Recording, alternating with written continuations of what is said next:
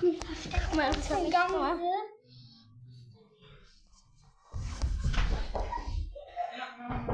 Mila, wo bist du? Ja, ich hab dich gesehen. Arkadaşlar, jetzt lasse ich eine Musik, aber wo ist die Ding? Da. Evet arkadaşlar, hepinize müzik yapacağız videoyu, unutmuşuz. Yani Mila videoyu çevir durgusu, ben sorular yaptım. Kızın adı Mila. Arkadaşlar, herkese öncelikle üstümü değiştirdim, gelemedim aslında. Asıl bu kanalın kişisi benim. Onlar açmışlar. Şimdi stop!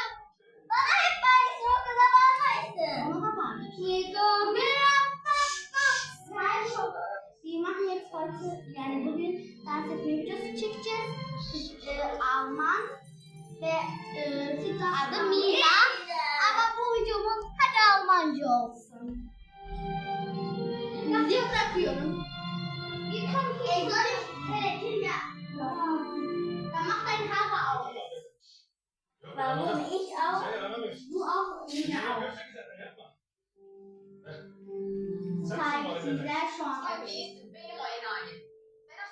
Ich hab Haare auf. Warte kurz.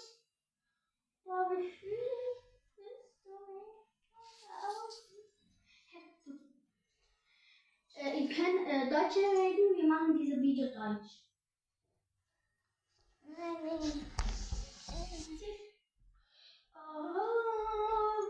Evet, o videoyla yapacağız arkadaşlar.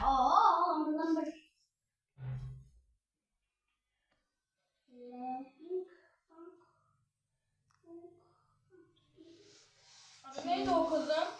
Mira. Ich soll. Oy. Mira, git hoch.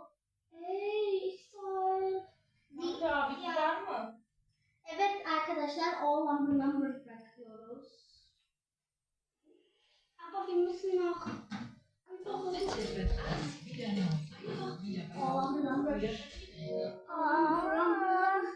Warte, ich mach von vorne. Warte. Nein, mach nicht. Wir tanzen noch. Ey, danke, du kannst schon mit mir. Het allerbeste.